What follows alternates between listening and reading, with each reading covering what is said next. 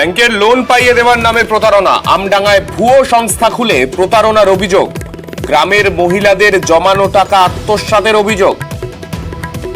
আমডাঙ্গার রামপুরে মহিলাদের বিক্ষোভ, সংস্থার কর্মীদের আটকে রেখে বিক্ষোভ দেখান স্থানীয়রা। ভুয়ো সংস্থার 4 কর্মীকে ইতিমধ্যেই এই ঘটনায় গ্রেফতার করেছে পুলিশ। আমাদের সঙ্গে রয়েছেন আমাদের প্রতিনিধি জিয়াউল। জিয়াউল, ঠিক কি অভিযোগ উঠেছিল এই সংস্থার কর্মীদের বিরুদ্ধে?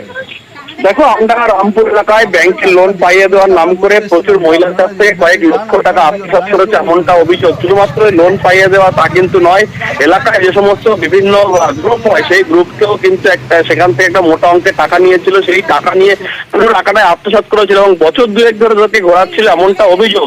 এবং তার এই সংস্থার 4 কর্মী যখন এই রামপুর এলাকায় যায়, তখন কিন্তু এলাকার মানুষজন তাকে ঘিরে ধরে বিক্ষোভ দেখায়। মূলত গ্রামের মহিলারা বিক্ষোভ দেখায়। তারপরে খবর পেয়ে আমডাঙ্গা থানা বিশাল পুলিশ বাহিনী যায়।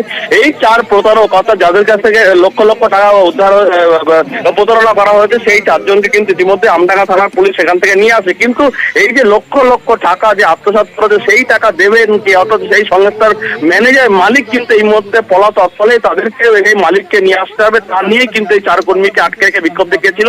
অবশেষে পুলিশি আশ্বাসে সেই 4 জনকে আপাতত থানায় নিয়ে যাওয়া হয়েছে। কিন্তু এই টাকা কিভাবে দেবেন সেটাও ইতিমধ্যে প্রশ্ন উঠতে শুরু করেছে। কিন্তু এলাকার মানুষের দাবি, এই ম্যানেজারকে কিন্তু এলাকায় আনতে হবে, না হলে তারা কিন্তু এই আরো বৃহত্তর আন্দোলনে যাবেন, এমনটাও কিন্তু হুঁশিয়ারি দিয়ে রাখলেন আমডাঙ্গা রামপুর এলাকার বাসিন্দারা।